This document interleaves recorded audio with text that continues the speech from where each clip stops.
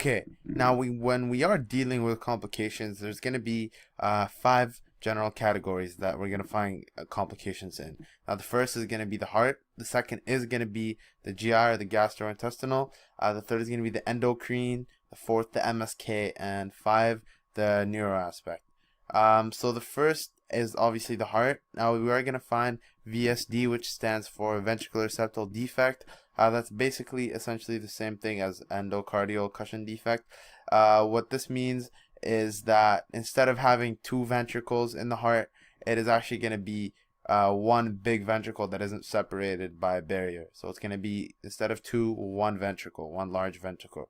Now, the second thing we can find in the GI is going to be Hirschsprung's disease. Now, we'll be going into further detail about Hirschsprung disease, but here's a visual of it. There is going to be intestinal atresia.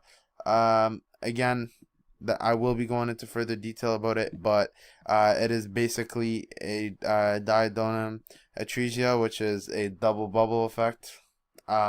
Thirdly, there will be an imperforate anus.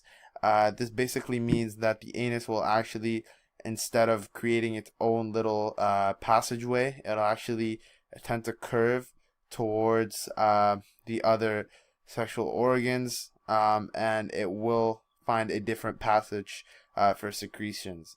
Now, lastly is the annular pancreas, and this basically will take the pancreas, and instead of the pancreas being in a natural spot where it is attached to the intestine, it is actually going to wrap itself completely around it instead of being just right beside it or fairly close to being attached to it.